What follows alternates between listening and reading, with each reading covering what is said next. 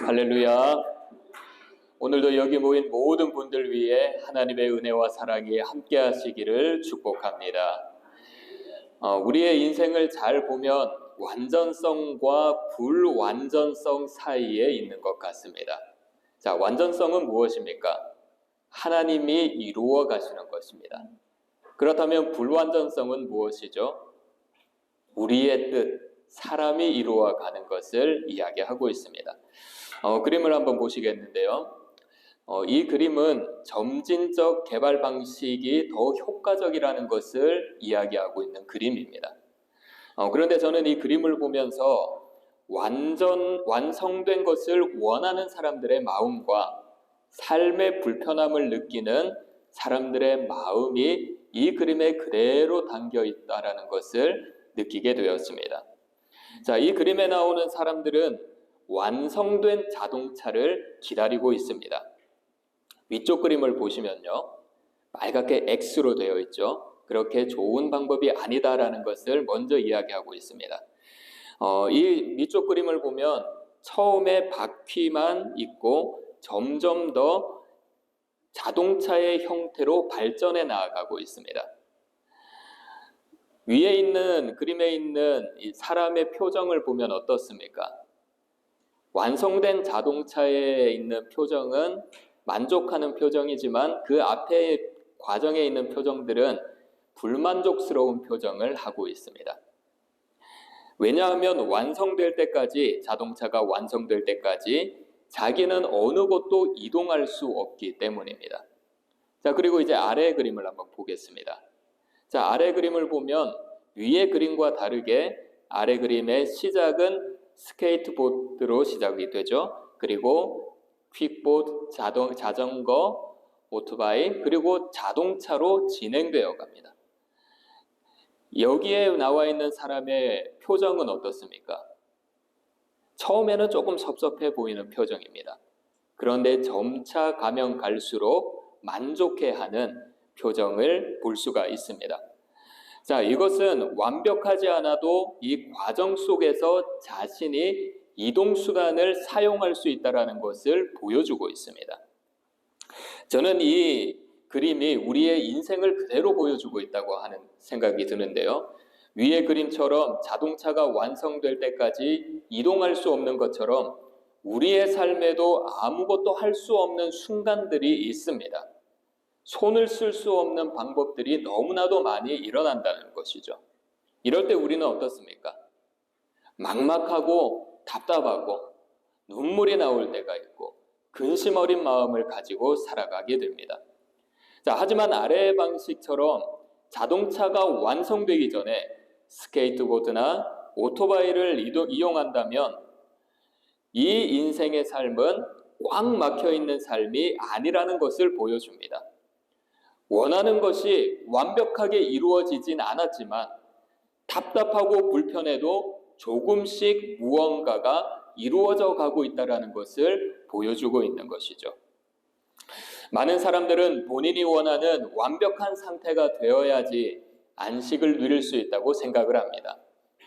하지만 하나님은 우리를 점진적으로 성장시키십니다. 그 과정 속에 우리가 불편함을 느끼더라도 하나님께서는 한없는 은혜를 부어주십니다. 그래서 우리는 불완전한 현실 속에서 하나님이 주시는 인도하심을 믿어야 합니다. 오늘 우리가 함께 읽은 이 말씀을 보면 방금 말씀을 드렸던 이 모습이 그대로 표현되고 있습니다. 이 하나님의 말씀은 우리가 오후 예배 때 재직교육 때 제가 몇 번 말씀을 드렸듯이 첫 번째로 하나님이 어떤 분이심을 보여주고 있습니다.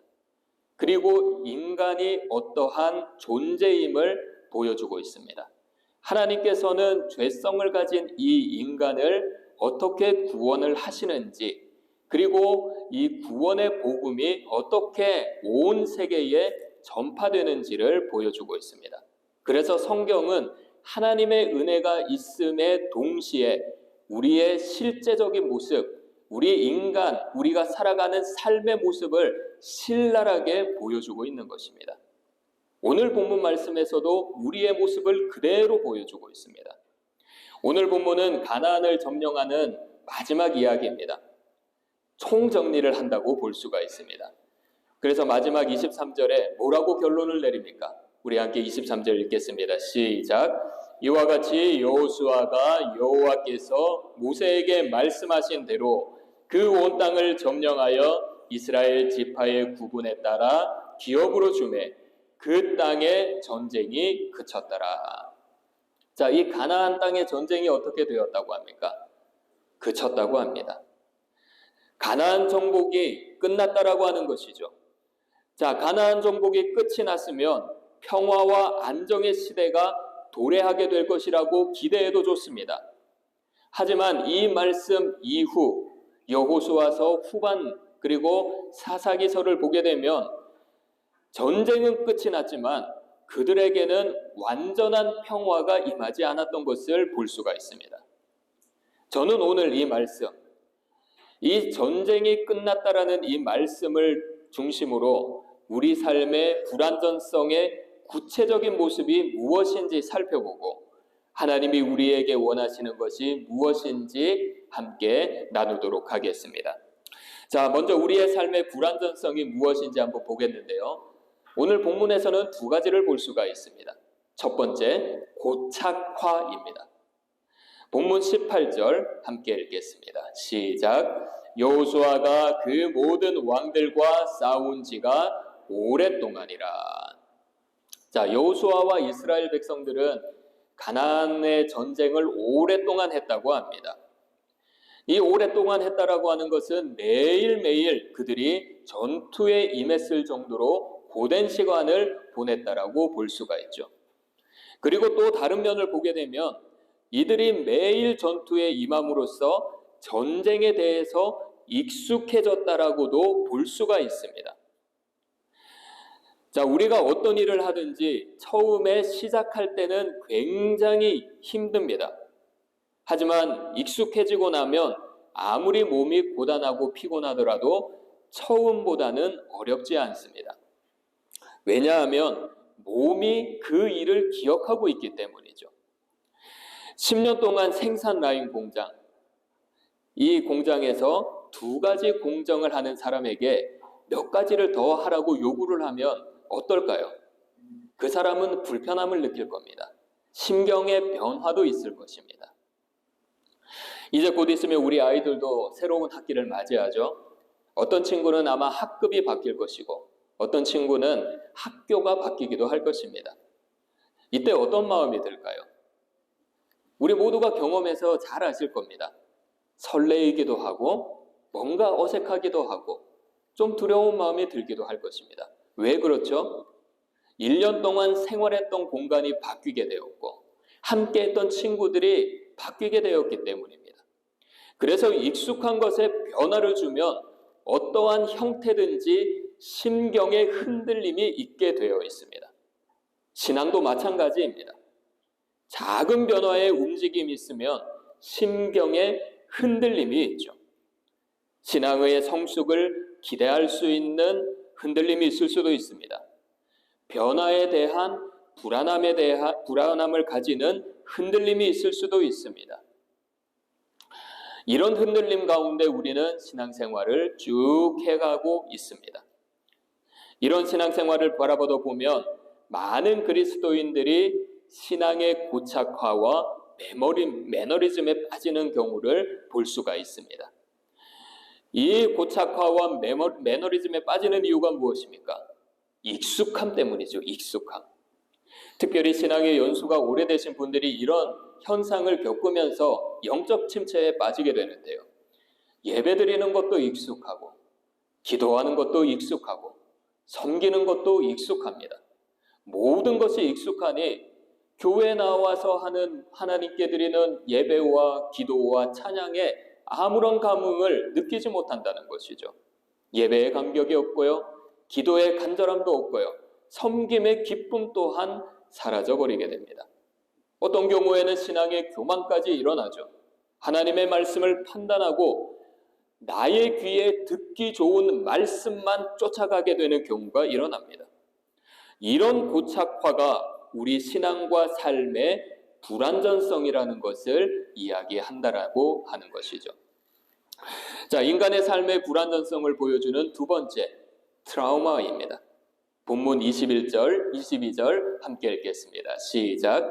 그때 여호수아가 가서 산지와 헤브론과 드빌과 아납과 유다와 온 산지와 이스라엘의 온 산지에서 아낙 사람들을 멸절하고 그가 또 그들의 성읍들을 진멸하여 바쳤으므로 이스라엘 자손의 땅에는 아낙 사람들이 하나도 남지 아니하였고 가사와 가드와 아스돗에만 남았더라. 자, 여기서 어떤 사람을 멸절하고 하나도 남기지 않았다고 했는데 누구입니까? 아낙 사람입니다. 21절에서 아낙 사람들을 멸절했다고요. 22절에서 아낙 사람들을 한 사람도 남겨두지 않았다고 합니다. 자, 왜 아낙 사람들을 멸절하지 않았다라고 이렇게 두 번이나 이야기하며 강조하는 것일까요? 이 사람들은 이스라엘 백성들에 있어서 트라우마였기 때문입니다. 민수기 13장 28절을 보시면요. 그러나 그 땅 거주민은 강하고 성읍은 견고하고 심이 클 뿐 아니라 거기서 아낙 자손을 보았으며. 자, 이 말씀은 가나안 정탐을 떠났던 12명의 보고 중에 정탐꾼들의 보고 중에 부정적인 보고의 내용입니다. 여기서 누구를 보았다고 합니까? 아낙 자손을 보았다고 하죠. 아낙 자손은 산악지대에 살았던 사람들이고요. 가나안 초기 원주민들이고 몸집이 큰 거인족이라고 합니다. 정탐꾼들이 그들을 보니 두려움이 들 수밖에 없었죠. 한번 상상해 봅시다. 여호수아와 이스라엘 백성들이 가나안의 남부 지역과 중부 지역을 다 점령을 했습니다. 자, 이제 가나안의 산지 지대인 북부 지역을 점령하려고 합니다. 이 지역에는 아낙 자손이 살고 있습니다.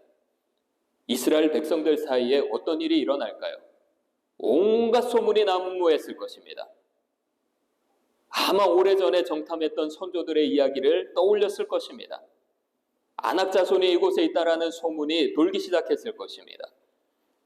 선조들이 이야기했던 것처럼 이 아낙 자손은 거대한 사람들이라는 이야기들이 돌기 시작했을 것입니다.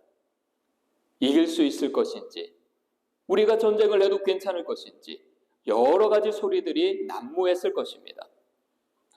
어쩌면 몇몇 병사들은 함께 전쟁을 하러 가곤 있지만 그들 마음속에는 우리가 아낙 자손을 어떻게 이길 것인가? 불가능한 것을 생각하며 그 마음속에 두려움이 사로잡혀 있을 수도 있었을 것입니다. 이 아낙 자손은 정탐꾼들의 부정적인 보고에 의해서 이스라엘 자손들에게 트라우마로 남아있었다라고 하는 것이죠. 이렇게 우리들에게도 트라우마가 있습니다. 과거의 사건을 인한 트라우마, 또 사람들과의 관계로 인한 트라우마. 그래서 이와 비슷한 상황에 오면 어떻습니까? 소극적이게 되죠. 적극적이고 진취적인 사람들도 머뭇머뭇거립니다. 자라보고 놀란 것은 뭘 보고도 놀란다고요? 소뚜껑 보고도 놀라죠. 작은 것 하나에 깜짝깜짝 놀랍니다.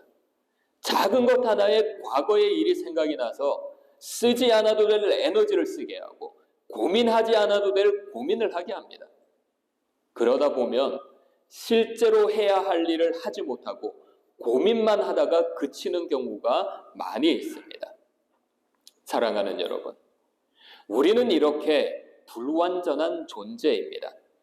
오늘 말씀은 우리의 불완전한 모습을 두 가지를 이야기를 했는데요. 고착화와 트라우마라고 이야기를 하고 있습니다. 우리도 이스라엘 백성들과 같이 가나안 전쟁을 마쳐서 평안한 삶이 일어날 것 같은 그러한 모습이 우리 눈앞에 보이지만 이런 신앙의 고착화와 트라우마로 불완전한 삶이 계속해서 이어진다라고 하는 것이죠. 자, 이런 불완전의 삶의 결과가 무엇일까요? 본문 22절 함께 읽겠습니다. 시작. 이스라엘 자손의 땅에는 아낙 사람들이 하나도 남지 아니하였고 가사와 가드와 아스돗에만 남았더라. 자, 후반절을 보시면 어디만 남았다고 합니까? 가사와 가드와 아스도. 자, 지도를 한번 보겠습니다. 가나안 땅을 전체 보여주고 있는 지도인데요.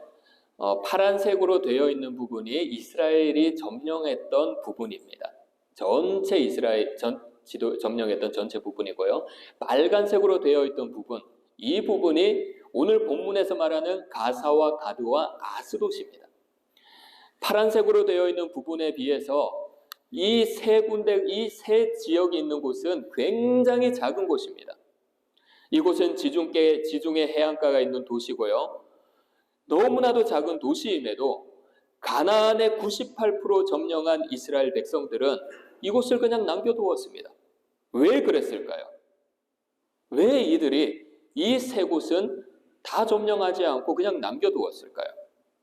이 정복 전쟁을 힘의 논리로 보았기 때문입니다. 힘의 논리로 보았을 때 이 남은 세 성읍은 큰 문제가 되지 않았습니다. 가나안의 대부분을 차지한 거대한 힘을 가진 이스라엘 백성들에게 남은 이 세 개의 성읍은 위협거리로 여겨지지 않았던 것이죠. 하지만 이 모습은 하나님이 원하는 모습이 아닙니다. 하나님이 원하시는 모습이 무엇입니까? 순종이죠. 우리가 지난주에 진멸법에 대해서 함께 살펴봤습니다. 진멸법은 하나님의 말씀에 순종하는 것에 포커스를 맞춰야 된다고 말씀을 드렸죠. 하나님의 명령인 이 진멸법을 순종할 것인가? 내 상식과 이성과 논리와 지혜로 하나님의 말씀을 불순종할 것인가? 이스라엘은 이 모든 상황을 보았을 때 자신들이 가지고 있는 힘의 논리로 보았습니다. 그러니 이 남은 세 성읍은 우리에게 큰 위협이 되지 않다고 생각했던 것이죠. 그 세 성읍이 무슨 위협이 되겠느냐? 하나님의 말씀에 불순종의 모습이 나타났던 것입니다. 이것이 고착화와 트라우마라는 불완전성을 가진 삶의 결과입니다. 고착화된 생각으로 힘의 논리에 빠지게 되는 것이 무엇입니까? 그 이유는 내 지식과 이성과 지혜입니다. 내가 정해놓은 상식적인 것들을 벗어나면 힘의 논리에 빠질 수밖에 없습니다.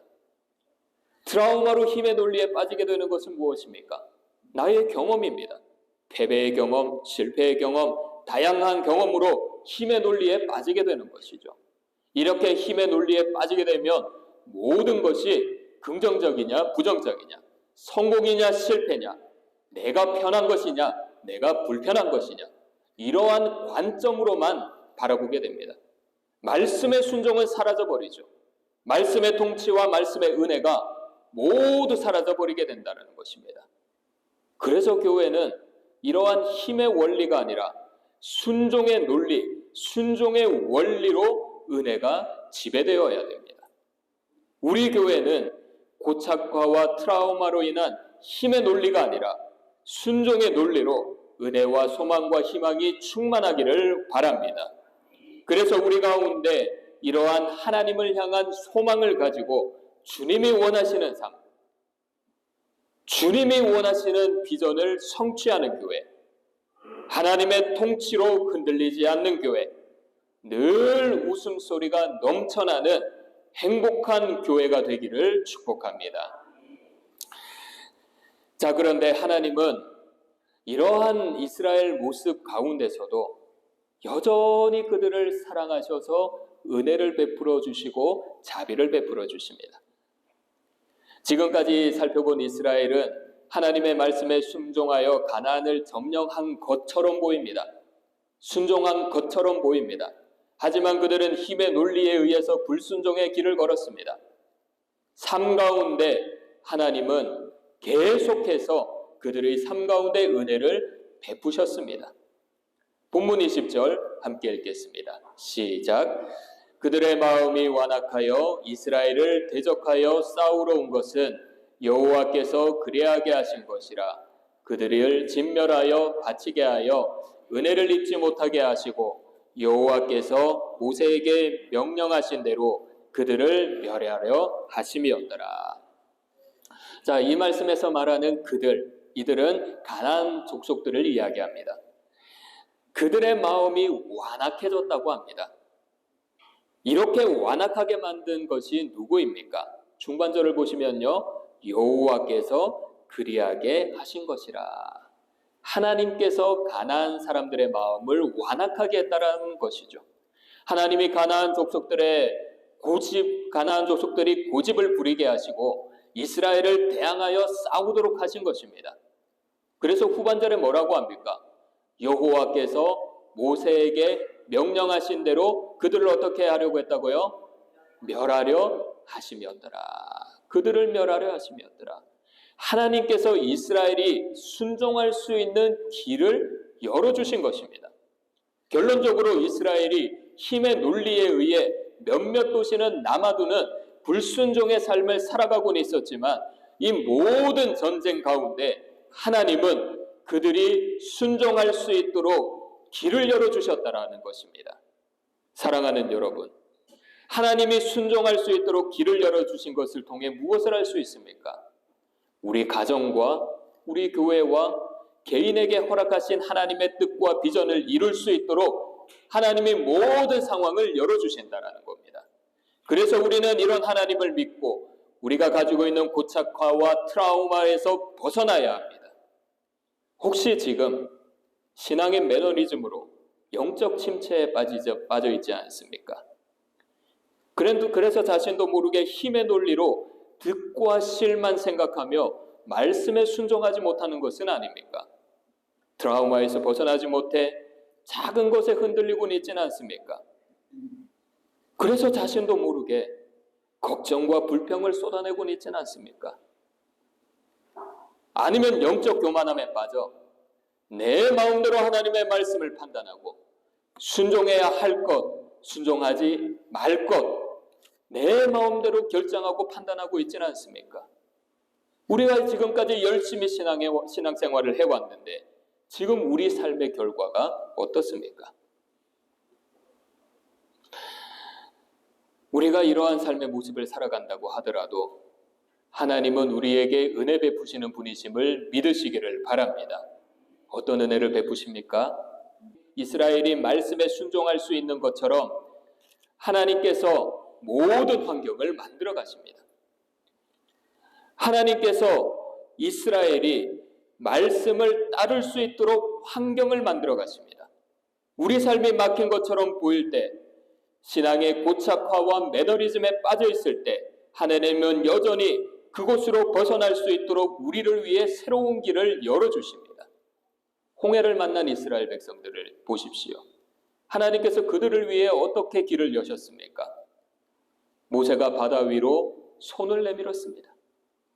큰 동풍을 하나님께서 불게 하셨습니다. 밤새도록 동풍을 불게 하셔서 바다를 가르셨습니다. 축축하게 젖어 있는 그 땅을 이스라엘 백성들이 잘 걸어갈 수 있도록 바싹 마른 길로 만들어 버리셨습니다. 홍해와 같은 문제에 좌절해도 하나님께서 우리의 길을 열어주심을 믿으시기를 바랍니다. 하나님께서 우리를 위해 새 일을 행하십니다. 우리를 위해 나타낼 것이라고 하셨습니다. 하나님께서는 계속해서 우리에게 그 일을 보이셨는데 왜 그것을 알지 못하느냐? 반드시 내가 광야의 길을 내고 사막의 길을 낼 것이다. 과거의 상처와 트라우마 속에 갇혀 있어도 우리의 마음에 새로운 길을 여시고 광야처럼 메마른 심령을 새롭게 하심을 믿으시기를 바랍니다. 상심한 사람들을 고치시고 그들의 상처를 싸매시는도다. 마음의 상처가 깊어 하나님께 나아가지 못할 때 하나님께서 친히 찾아오셔서 싸매시고 회복시키심을 믿으시기를 바랍니다. 그래서 지금 다시 일어나십시오. 순종케 하도록 하시는 하나님을 바라보며 순종케 하시도록 길을 내시고 새 일을 행하시는 하나님 아버지 앞으로 담대하게 나아가시기를 바랍니다. 우리의 마음에 있던 트라우마, 삶과 신앙의 고착화에서 벗어나 이러한 하나님의 은혜가 충만하시기를 바랍니다. 그래서 이번 한 주간 여기 모인 우리 모든 성도님들에게 하나님의 은혜에 감사드리는 마음이 가득 넘치기를 원합니다. 그리고 예배의 감격이 넘치기를 원합니다. 하나님의 소망을 품으시기를 원합니다. 길을 열어주시는 하나님의 은혜가 충만하기를 원합니다. 그래서 우리의 심령이 주님 앞에 늘 새로워지고 우리의 마음이 절망 가운데 있더라도 하나님께서 우리의 마음을 변화시켜 하나님의 평강 안에 거하게 하심을 믿으시기를 바랍니다. 이러한 은혜가 우리 모든 성도와 우리 교회 위에 함께 하시기를 축복합니다. 기도하겠습니다.